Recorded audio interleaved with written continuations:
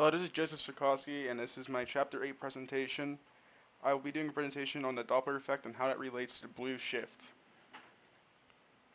So first I want to start off with the basic definition of the Doppler effect. It is described as the difference observed between the frequency of sound, light, or any other wave due to the relative motion between an observer and the object.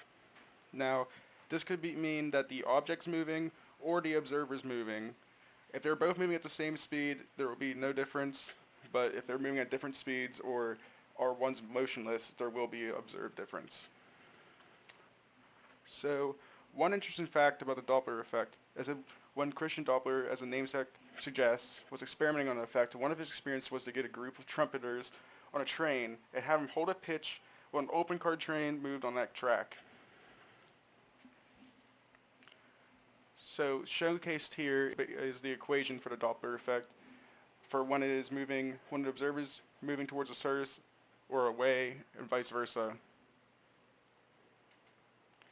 So here I'll show an experiment I did and also a website that showcases the Doppler effect.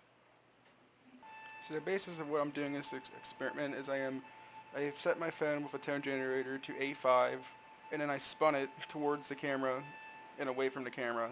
Now this creates a change in pitch observed by my computer, or where a viewer would be, and this showcased the Doppler effect in motion. As you could hear, the pitch increase as it comes towards you and decrease as it goes away.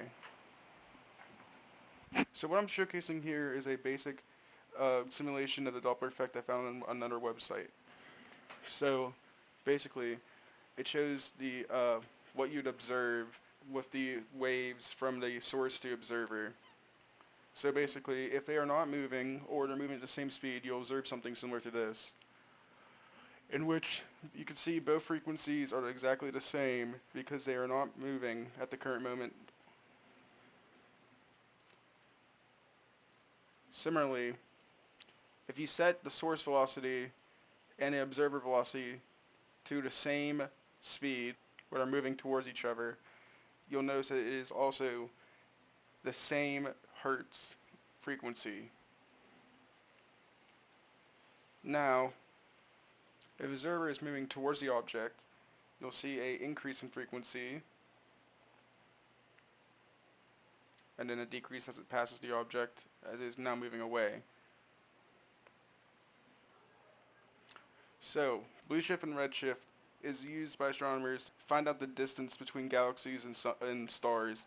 So the basic explanation for redshift and blue shift is, as the Doppler effect applies to any wave, light is also a wave and a particle.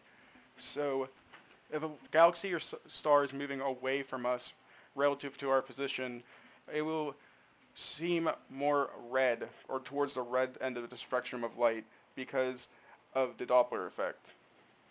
Similarly, in the opposite direction, if it's moving towards us, it will be compressed, the light wave, and it will become more blue.